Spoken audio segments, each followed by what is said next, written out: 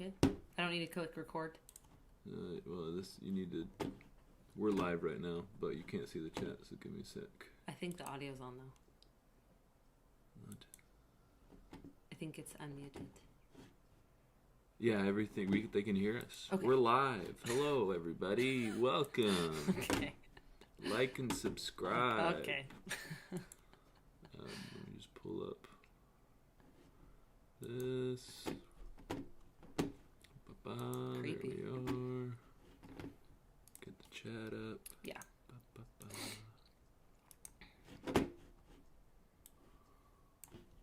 And then where's the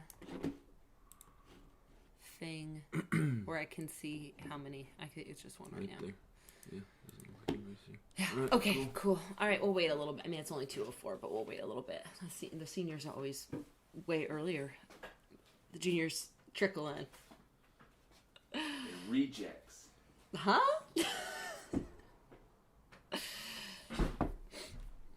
All right, I'm gonna check to make sure there's not an issue with people joining. To make sure you guys figured it out. We're good. I'm just checking the. Okay. Just to make sure.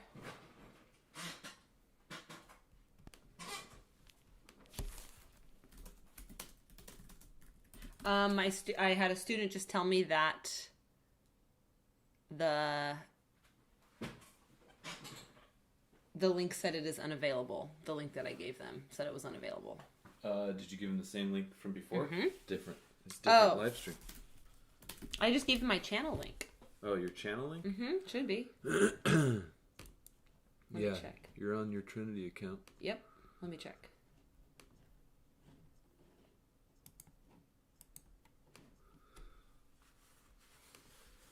Updates.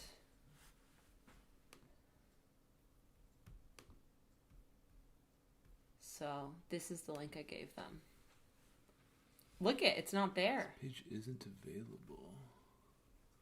That's weird. Okay. Maybe you didn't. Maybe you accidentally didn't copy the whole link. Yeah, maybe not. Let's find out.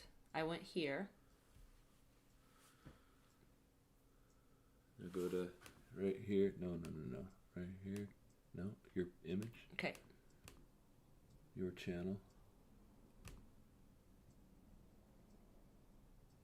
Now copy. Okay. So It's this exact same Yeah, thing. I know how to do that. Okay. All right. I'm probably good.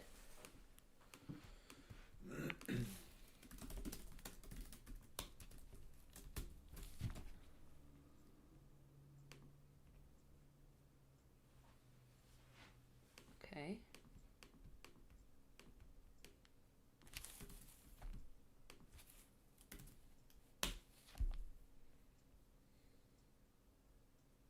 There you go. There it works.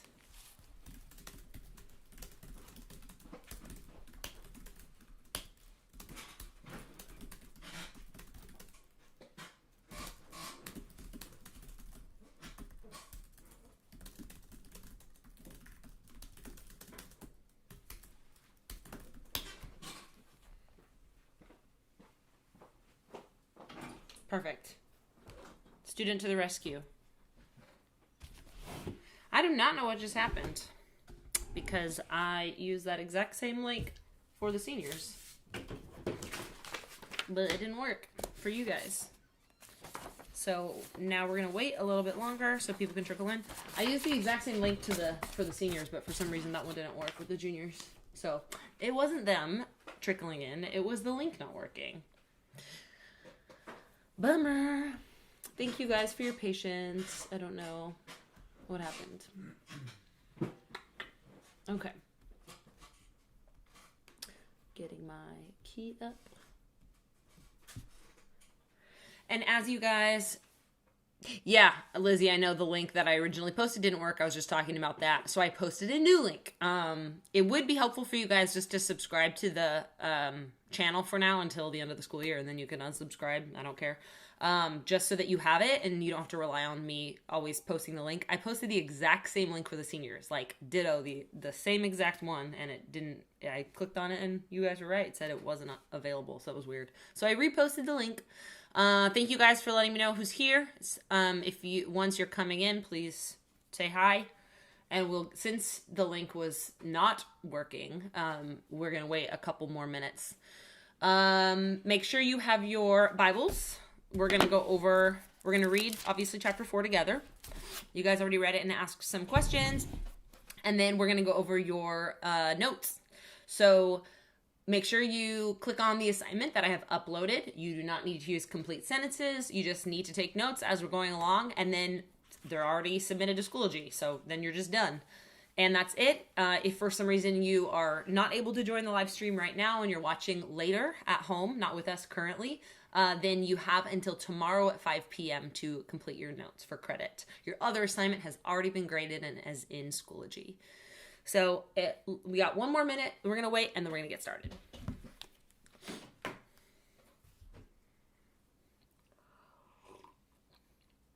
So we got Lizzie, Taya, Lux, Caroline, Rebecca, Eva. Awesome. Half is good.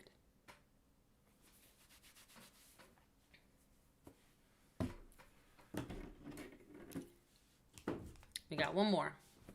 Someone just joined, so you can say hi so I can count your attendance here.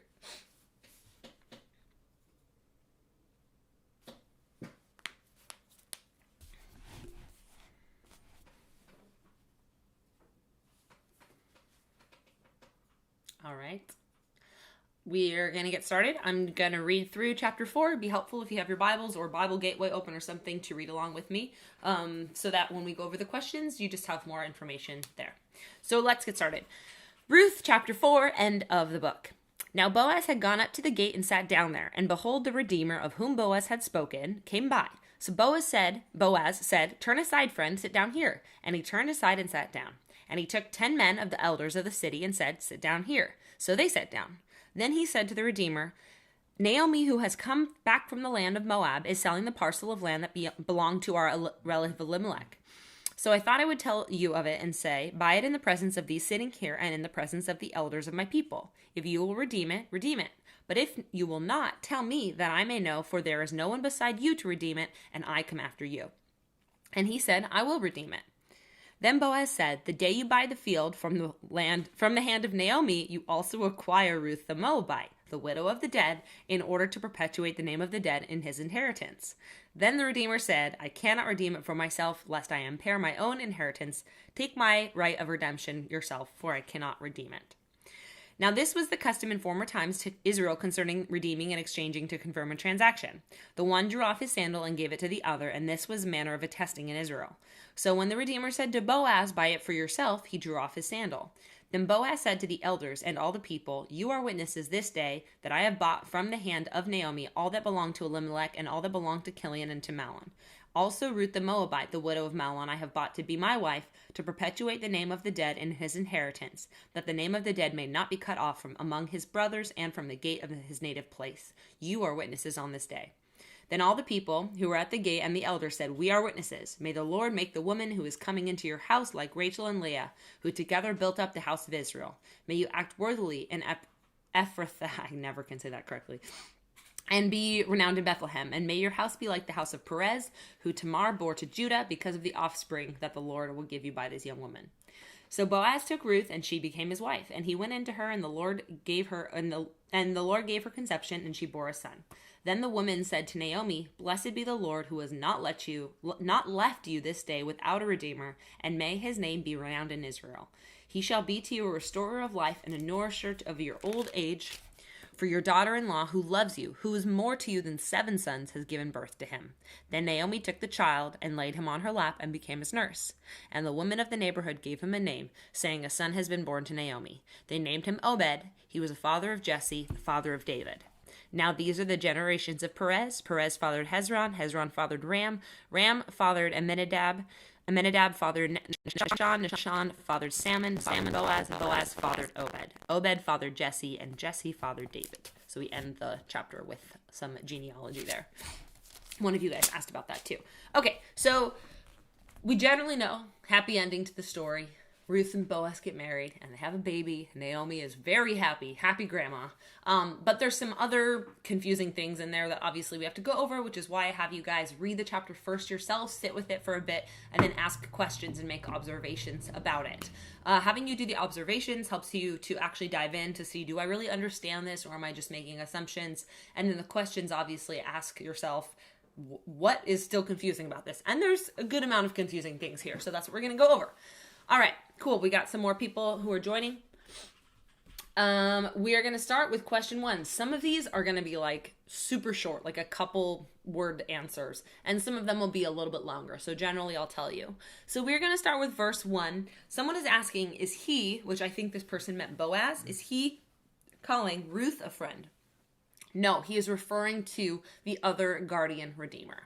In verse 1, he goes to see that guy, goes up to the gate, and the redeemer of who Boaz has spoken, the person he talked about before, came by. Seems like he knew he was going to be there. He went and approached him. Remember, he told Naomi and Ruth, like, I will take care of this matter. And Naomi was convinced that Boaz was going to take care of it. He wouldn't, like, just, wait on it. He knew that he would, or she knew that he would actually care to make the matter resolved quickly. And that's what he's doing. So when he says friend, he is referring to the other redeemer, not to Ruth. Another question on verse 1, though, is do we ever find out who the other potential guardian redeemer is or anything else about him? Another person asked about this, too. Why is the guardian redeemer's name not mentioned or described? To protect his name's dignity because he didn't help Ruth despite the law? We do not ever find out his name, and we don't need to. It's not important to the story whatsoever. But the second person who asked the question, that insight into his place in the story is actually not a bad guess. Like, it's pretty insightful, whoever wrote that question, that yeah, he wasn't very helpful to Ruth, obviously, but we already know that Boaz was wanting to redeem too, and that he just wasn't able to do that. Do we have to take notes in different color?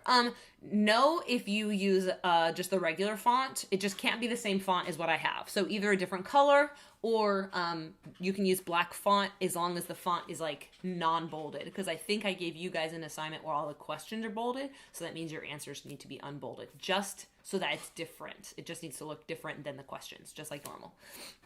So whoever asked that part of that question is like, good insight, yeah, but I actually think it's less of a theological reasoning than a literary reasoning. This book of the Bible is only 4 chapters long. It's one of the very short books, especially of the Old Testament. Obviously some of the prophetical books are small too, like Habakkuk is only 3 chapters long. But still, we don't need to know his name. Like, it's not a super important plot point. I mean, how boring would it be if the Netflix shows that you guys watch every single time there was a side character, like that the main characters have a conversation with, every single time they introduce that person's name? They don't do that. We don't need to. I think I annoy my husband by asking, who's that guy? Who's that guy? And he goes, I don't know. You're watching it too. Because we might have an inclination to know, like, who this person is. Is he going to be important later? But if we knew the name of all of these side characters in our movies or our books or even in Bible stories, it would take the focus off of the actual story and the actual characters that we need to pay attention to. So I think that's the reasoning, that it's not theological. It's a literary reason. So if you guys want me to ever repeat anything, let me know. I have this in case I need to write down like more specifics or spell names or whatever. But for this answer, he's not important. It's because his name is not important to the story. It's a literary reasoning. It would be kind of boring too if we just got a whole bunch of random side characters' names, like the names of the field workers or the women. We don't know their names either, and we don't need to. So that's pretty much that. All right. Verse 2, why did he have to take 10 of the elders with him to have someone agree to marry Ruth? Why? And then 3 of you asked questions on this. Why did Boaz have the elders there when he talked to the other guardian redeemer? Why did he take the elders and set them down as well? Was it so they could witness what was going to happen? Yes. It was so they could be witnesses. And that is essentially the short answer. It was so they could be witnesses about their transaction, but about the entire thing. If you remember from other videos we've talked about, Judah and Bethlehem wasn't functioning completely in God's law at the time. There were some godly people, obviously, as we see Boaz. And there are some people who are kind of corrupt and kind of selfish and might, like we talked now about like cops who are like bought out, like they're corrupt cops or whatever. Obviously they didn't have cops then, but the equivalent of cops in Jewish ancient Near Eastern culture, those people could be manipulated and bribed also. So Boaz is doing his very best to make sure that this transaction goes through smoothly, that there are witnesses, that no one can say anything bad about him or Ruth or Naomi, or that nothing can go wrong. That's why in a court of law you have many judges and you call upon witnesses. So he is calling 10 witnesses, a good amount of people, not 2 or 3, because those guys could potentially be corrupt. So 10 is a good number to bring all those people around so they can witness what's happening. Boaz is telling this guy, this other redeemer, about the situation in integrity, saying, here's what's available, but in order to get this land, you also have to provide for Ruth and Naomi. And you know, as a Jewish person, what that means. So first he says yes, and then he says no. We'll talk about that in a second. But what you guys really need to know for this is it was so he would have witnesses so that there could be no corruption at all in this process. There could be no hearsay, there could be no lies, there could be no twisting of the story, so that Ruth would be protected during this process of guardian redeemer redeeming. So essentially that's that. Good questions though. 3 of you asked about that. Okay, we're moving on. If at any point you guys need me to slow down or to you have another question, then let me know. I'm counting the people really quick. It says there's 6 of you. 1, 2, 3, 4, 5, 6. Okay. All right. Some of you are still here. I don't know. We'll see. Okay. So verse 3 asks, who is the Redeemer? Then he said to the Redeemer, he is Boaz. Because if it's talking about Boaz, it's going to say Boaz. It's not going to say the Redeemer. So he is Boaz. Boaz said to the Redeemer. So who is the Redeemer in this verse, in this specific verse that this person is asking, verse 3, though he refers to Boaz and the Redeemer refers to other random Redeemer guy. We'll do this. I did this with the seniors. We'll call him man A, that he's the other Redeemer. Boaz can be man B because Boaz. All right. So verses 3 and 5, the person asks, if they were getting married, why did Boaz have to buy Ruth's land? And then verse 5 is actually kind of related. So first of all, the way that land worked then, different than it works now. So that's all I need you to put underneath where it says verses 3, 5. Just put that.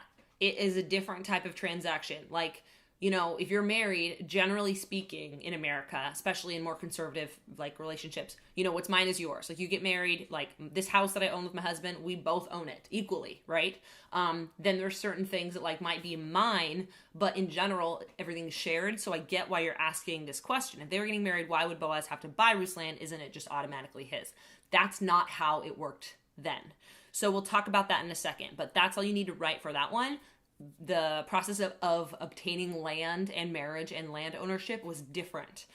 It was hard for a woman to even own land at that time by herself. She had to have it owned through a man in some way. Obviously, it's weird. We don't do that now.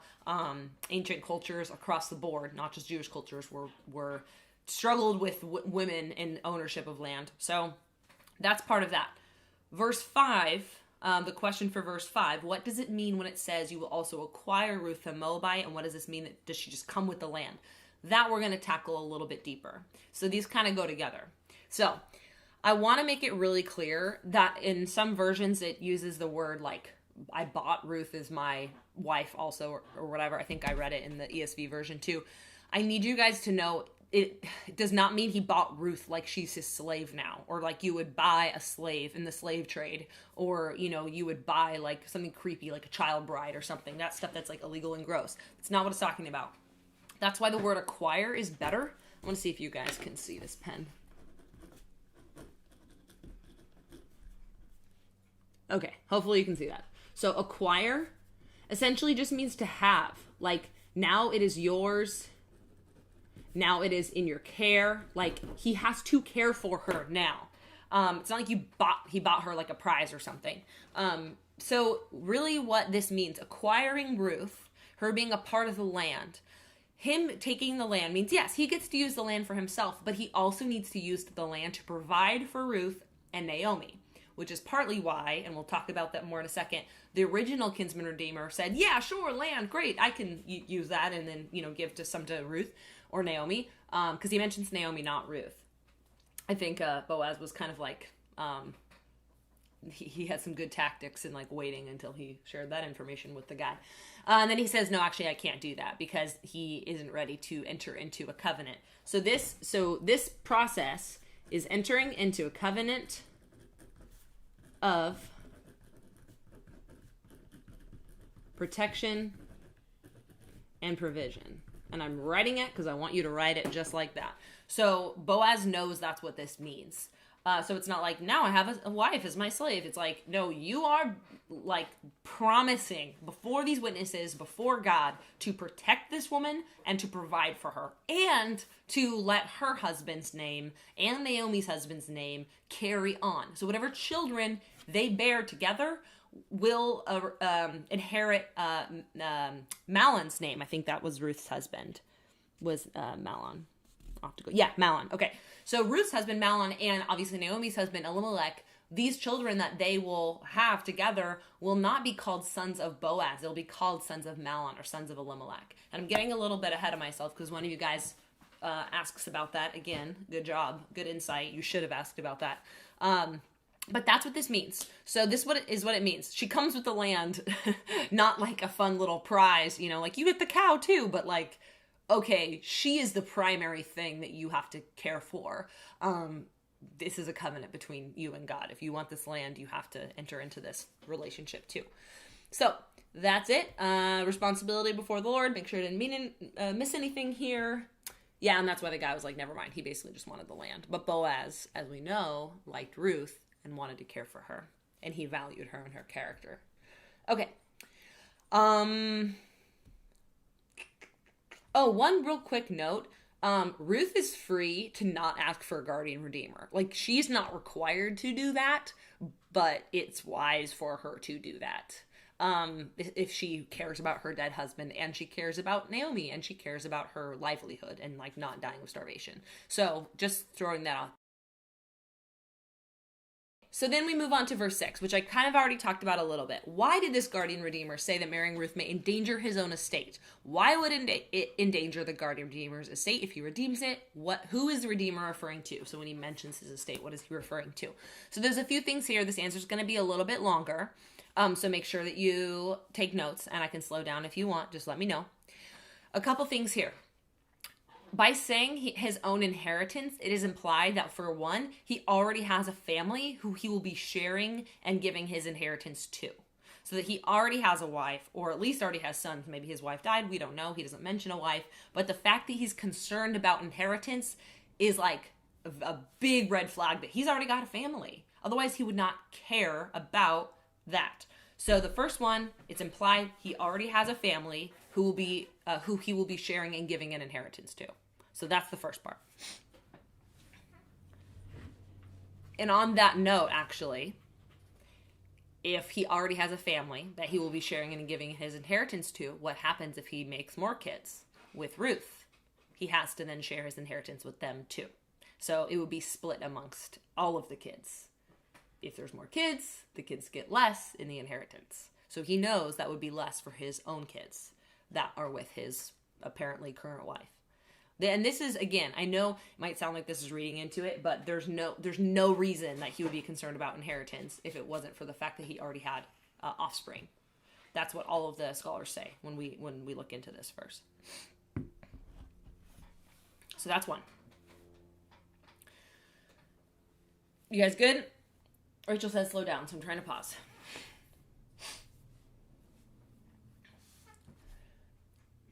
Okay. The second point. Oh, Rebecca, you read my mind. Oh my gosh. That's so funny. My second point literally is that polygamy is not allowed. So having more than one wife, it's not outlawed. Polygamy is not outlawed during this time. But especially for cases like this, where a woman's like either die of starvation and have no lineage or take a second wife. So it's not outlawed. at this time. It gets outlawed later. Like in the epistles, you'll read like a husband should only have one wife. So it makes that pretty clear. But as the, earth is young and all these ancient cultures do this, it is not outlawed. However, if you read the Bible, if you guys start reading the Bible and all these Old Testament stories, anytime there is polygamy involved, it does not go well at all. There's jealousy, there's lying, there's it's just there's pride. It's just gross. It does not go well, as you probably could assume.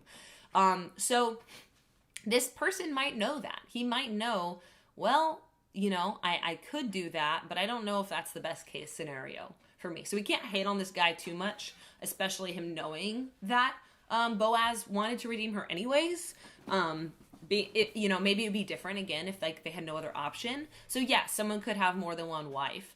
And it's kind of funny if you read, it sounds so weird to us and so creepy to us, and I'm not promoting this, but some of those women, were not treated well by husbands or by men, and the wives together would form kind of a bond Sometimes it was not that, and they would fight, and it was bad.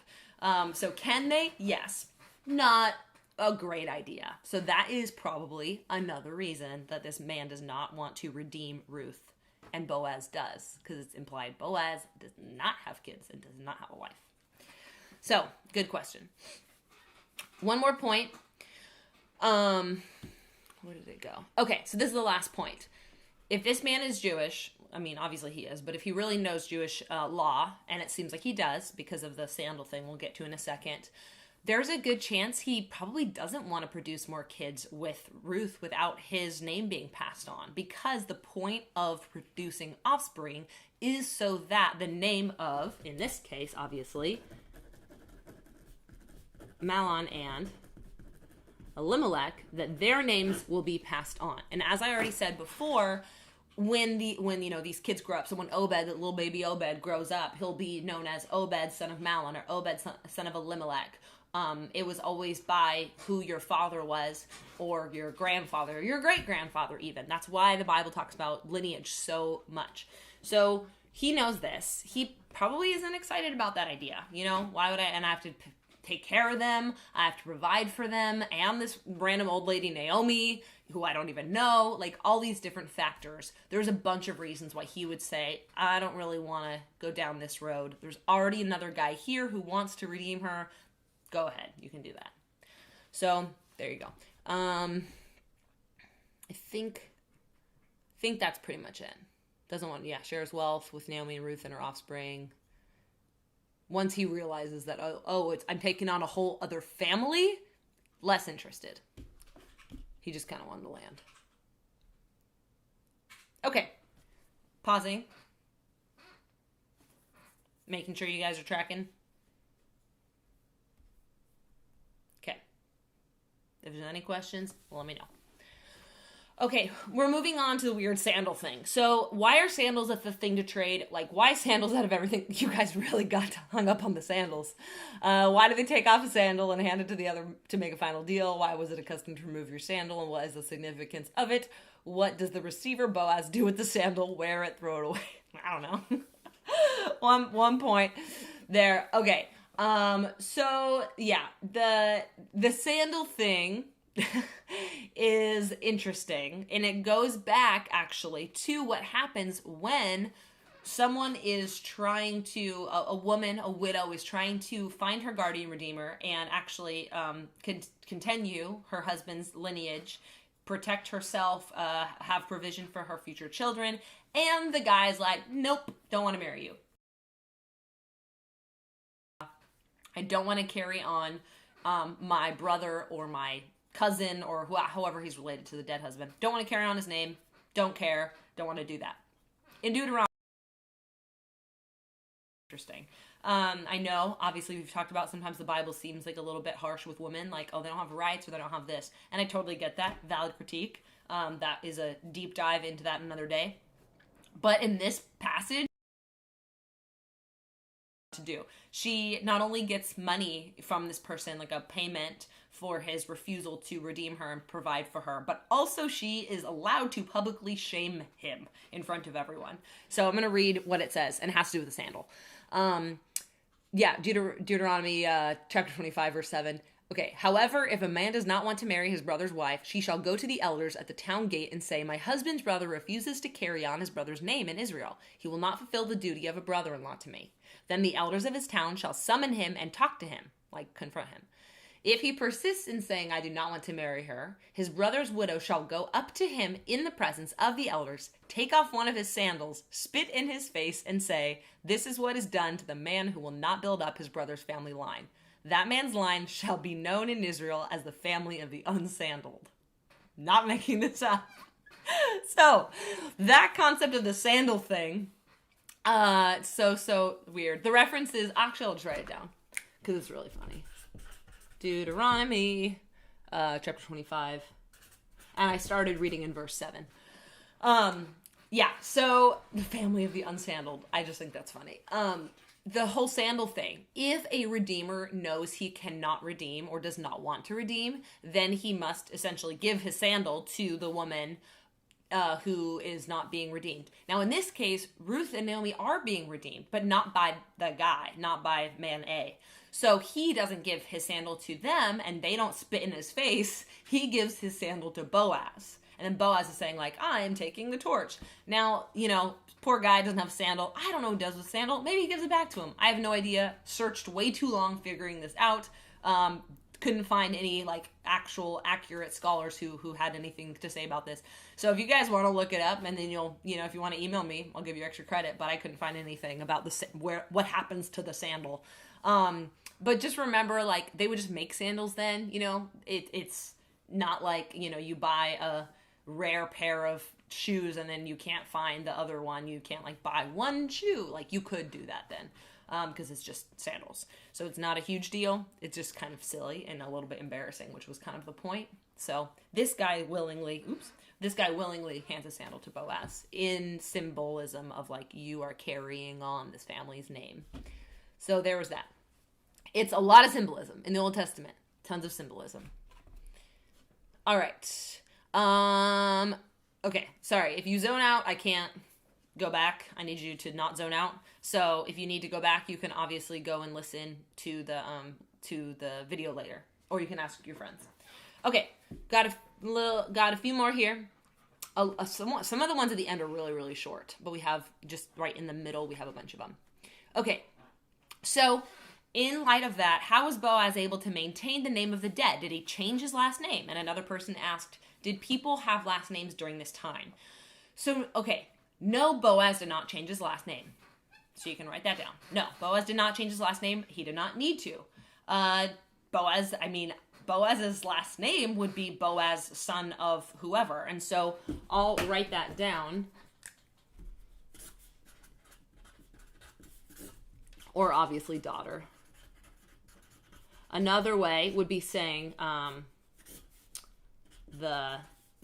what your heritage is. So for us, it'd be Ruth the Moabitess, or so-and-so the Israelite, or so-and-so the Canaanite.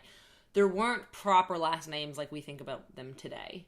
And so in this case, whoever is produced by Ruth and Boaz, now we know that it's Boaz, so we know it's Obed, little baby Obed, will be called son of Mahlon, or son of Elimelech, not son of Boaz necessarily. He might be called son of Boaz, if referring to locals, but in general, when his name is passed down, it is and Mahlon's family name. So that's what that means. People didn't really have last names. They were known by their ancestors. And so Boaz is okay with that. Boaz doesn't seem to care. Maybe he cares, but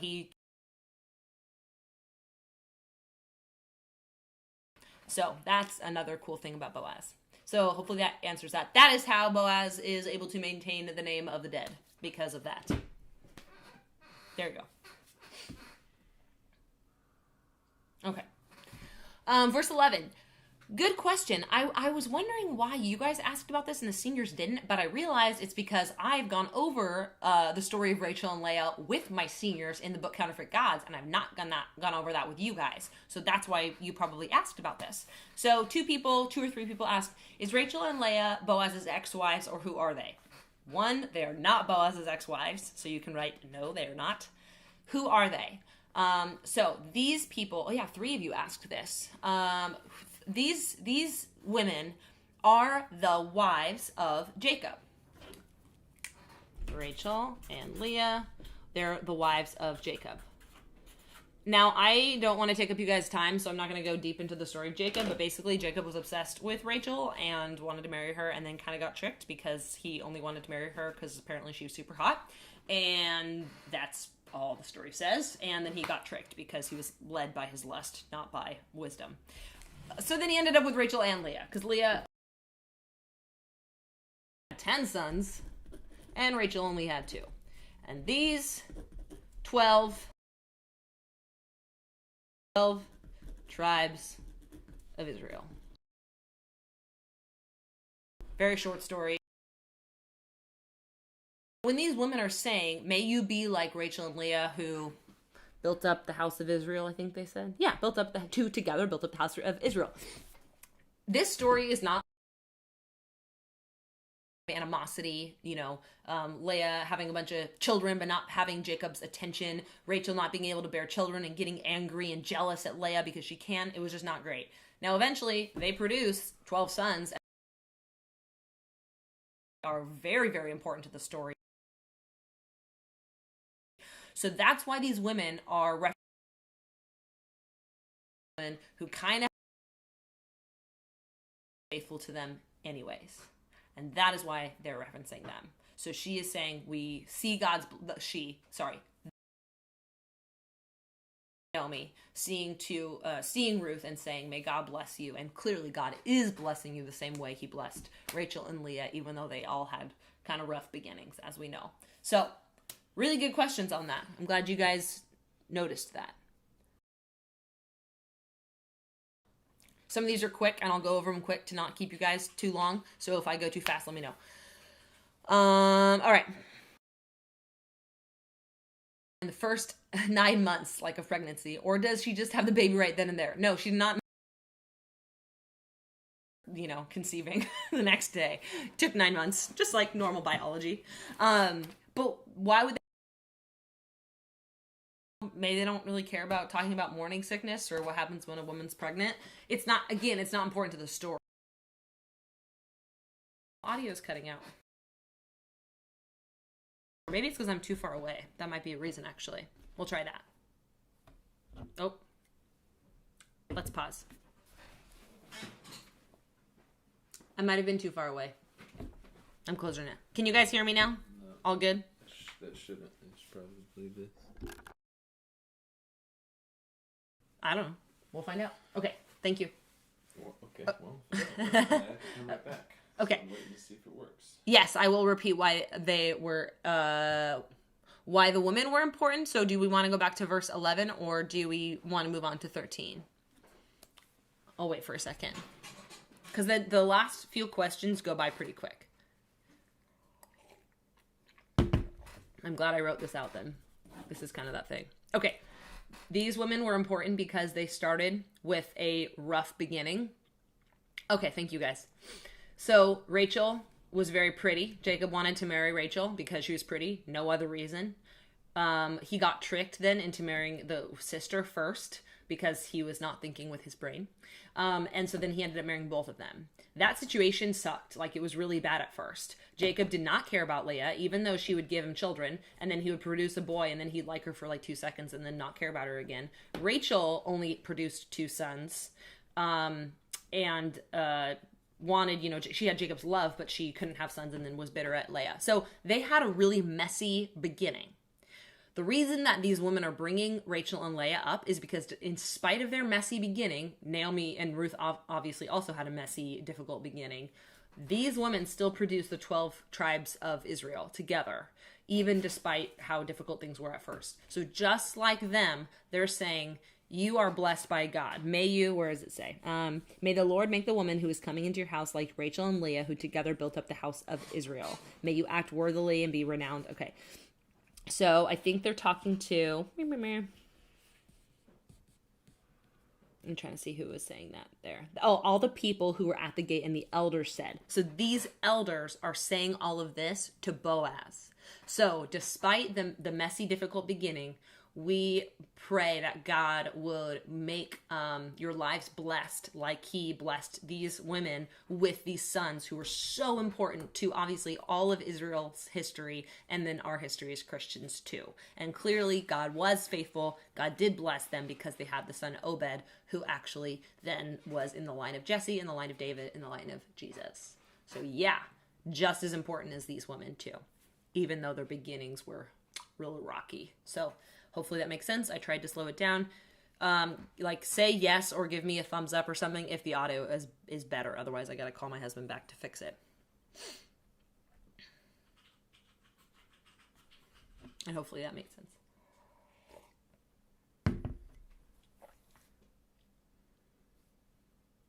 Cool.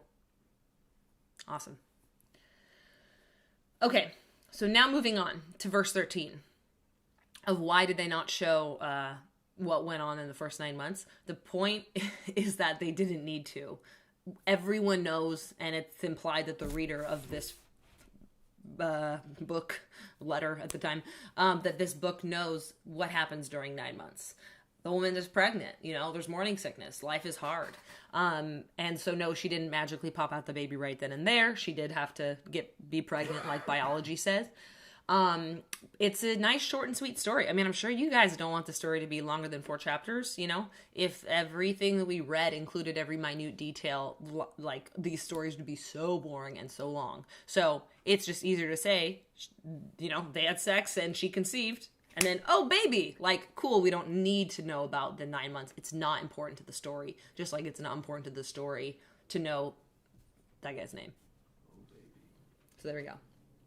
All right. These are really short. So verse 14, who was the woman? The woman talking to Naomi, the person asked. Actually, if you look at verse 14, it's women, plural. It is plural. There's more than one. These women are saying these things to Naomi. So in verse 14, then the women said to Naomi, blessed be the Lord. Essentially, God has been faithful to you. And as we know, Naomi was struggling to remember God's faithfulness for the beginning of the book and the beginning of this story. So women, plural. Verse 15, what does the phrase mean? For your daughter-in-law who loves you and who is better to you than 7 sons has given him birth. So what does that mean?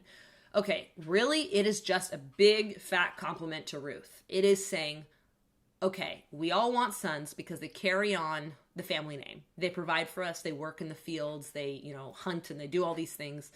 And they work really hard for the family to provide.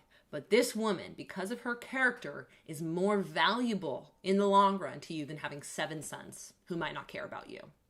And so these women are recognizing because of Ruth's character, God has rewarded her and rewarded you and blessed you, even though you didn't have any more sons. Now she has produced sons because she loves you more than 7 sons would.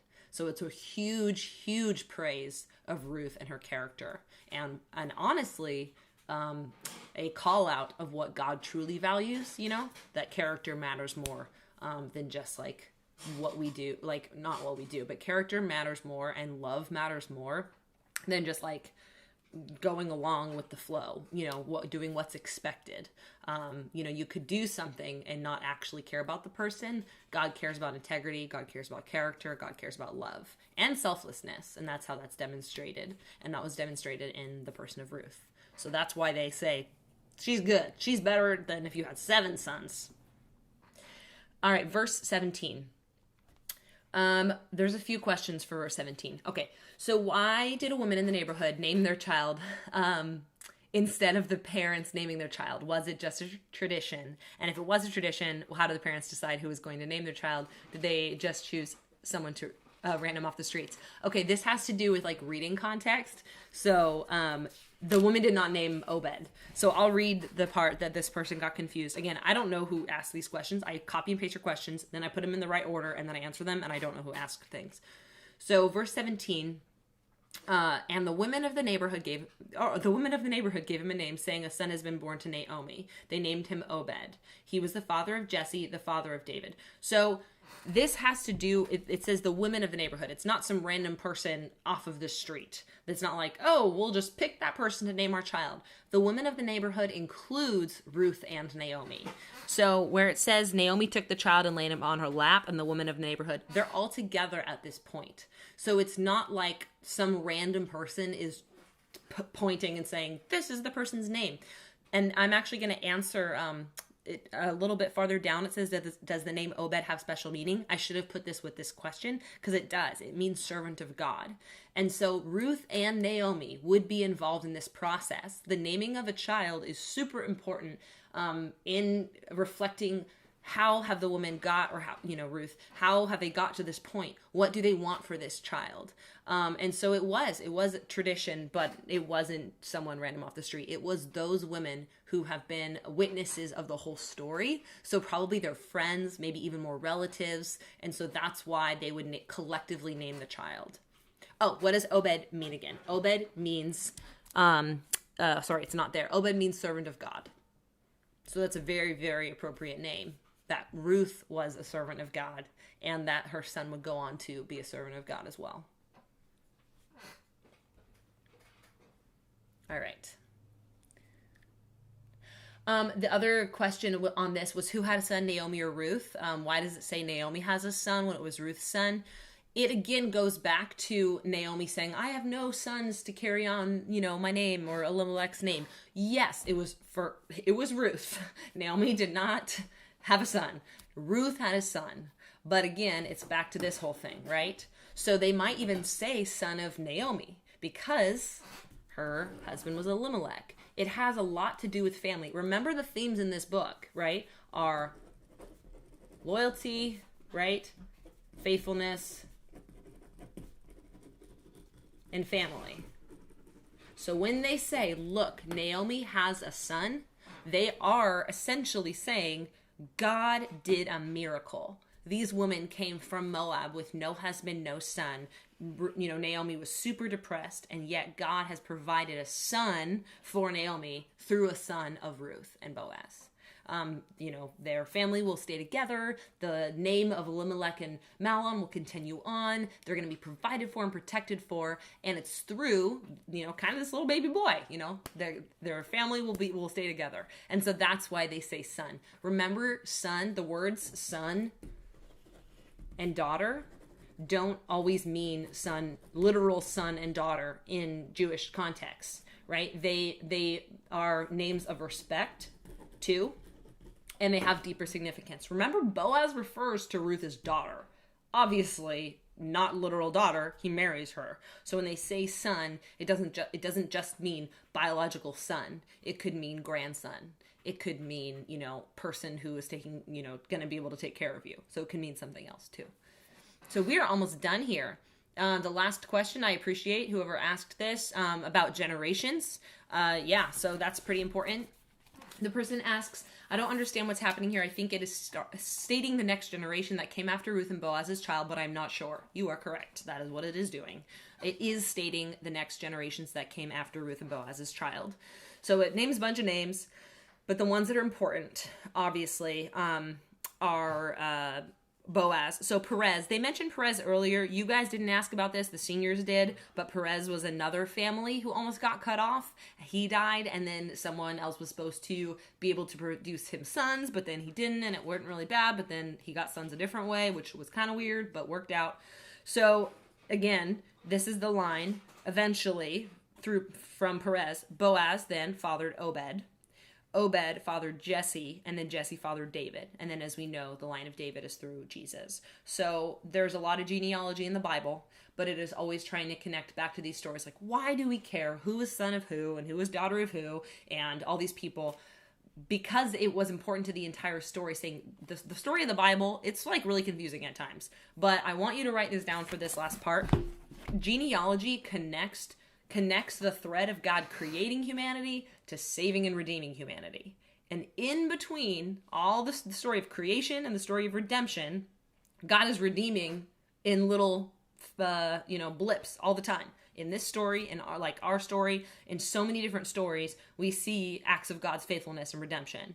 So by connecting the genealogy from the creation story to the end of the story of the Bible, essentially Jesus, we get to see this beautiful like thread.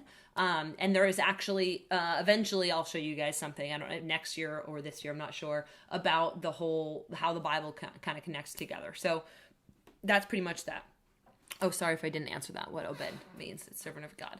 So that's that. Yeah, genealogy, it's important because it connects everyone to Jesus, basically. And seeing God redeeming people. He redeemed these guys in the story through Obed and redeems us all through Jesus.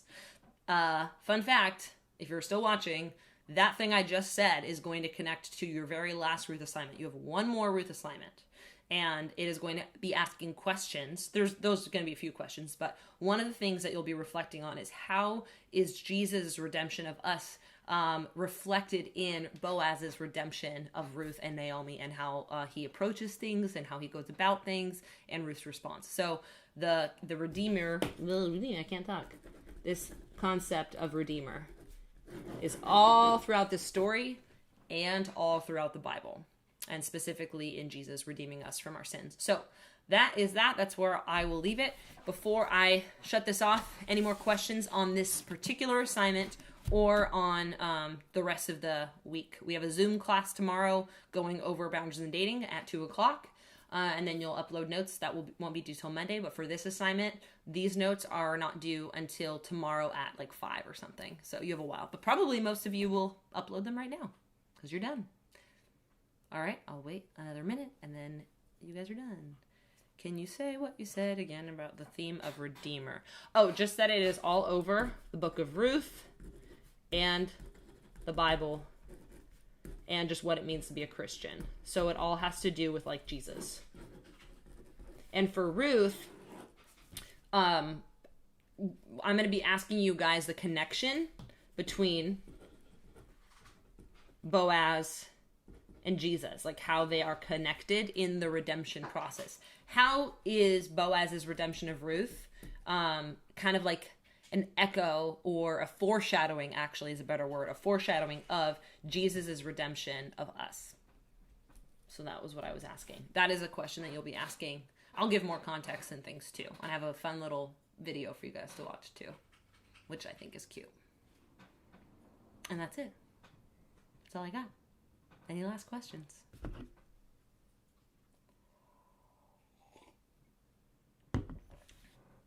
Okay. You guys seem good. All right. Thank you guys so much. I will hopefully see most of you tomorrow. If you need to, you can go back and watch this video. It is already automatically uploaded to YouTube. Okay. Thanks, guys. If I can figure out how to turn this off. Stop streaming. I can't find it. I don't know where. I can't find it. I need your help. Oh no, it's impossible. You're streaming forever now. I don't know how to do it. I didn't know how to click on that. Yeah. No, yeah, we're stuck here. Too bad. Oh, it's right there.